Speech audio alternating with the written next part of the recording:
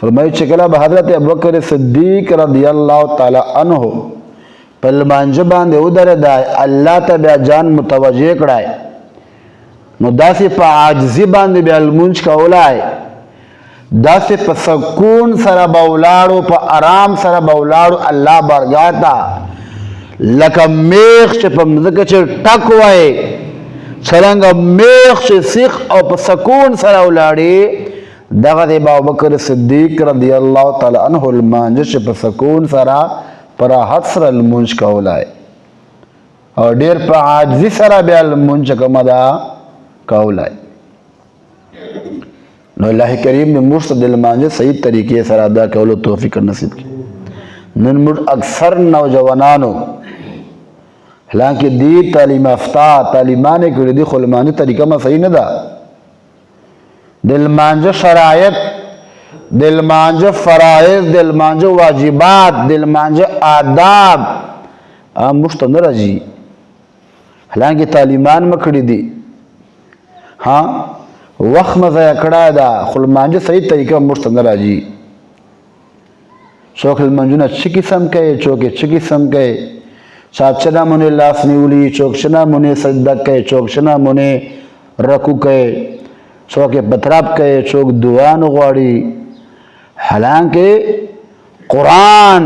دا فیصله دا چې کامیاب هغه مؤمن دا قد افلح المؤمنون کامیاب هغه مؤمن دا الذين هم في صلاتهم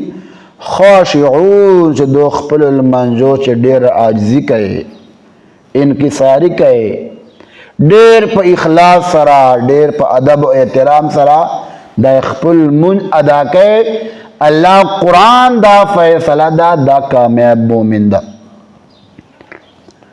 دوم مقطع الله کریم فرمائی والذین هم عن اللغو معرضون د مؤمن کامل مؤمن دوم صفت دادا چې کوم لغویات فضولیات تی اغنه با اعراض کوي چې کوم کار دین سره تعلق نستا فضولیات تی لغویات تی اغنه با اعراض کوي دا د مؤمن مسلمان دوم صفت تا چې آب فضول خبرې نه کوي فضول کارونه به نه کوي فضول غغدا به نه کوي شکنجا به نه کوي ګالی ګلوچ چا باندې به تهمت نه وایي چا پسې به غغداګانې نه کوي نو دا د مؤمن دوم صفت دا ده چې دا به کوم د لغویات نه اعراض کوي یعنی هر هغه کار چې دین سره تعلق نه هغه نه به دا اعراض کوي عزتمند مسلمانانو ورونو نن سبا د موږ په خپلو جانو باندې سوچ وکړو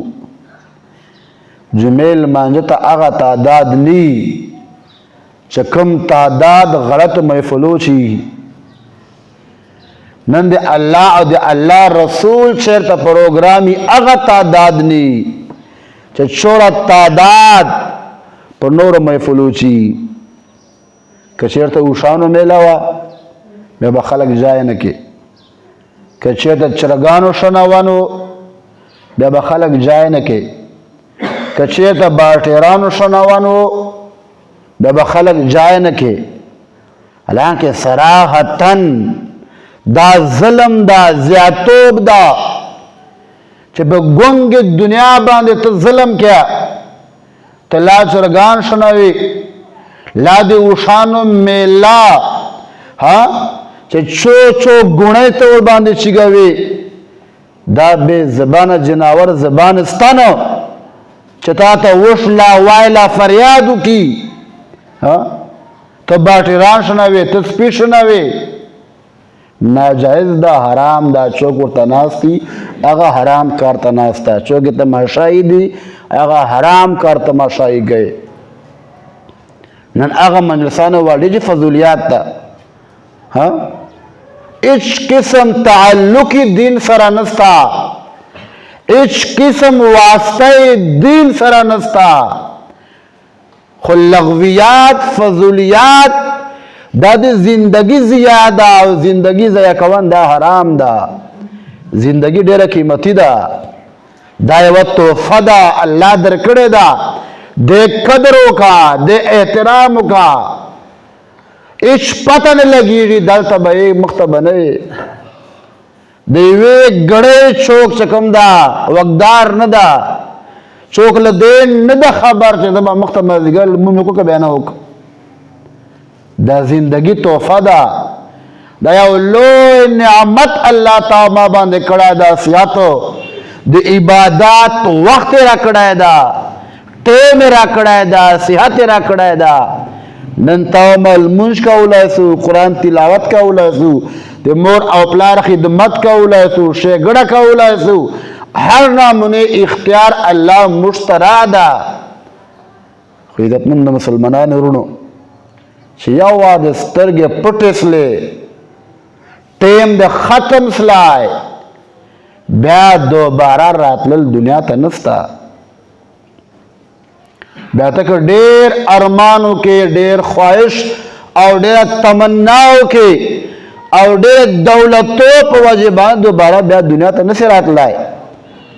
چې کاش ما ته 2 رکعتو نفلو موقع میلاوسلی، ما ته د 1 رکوع قرآن تلاوت موقع میلاوسلی، بیا راتلل نسته.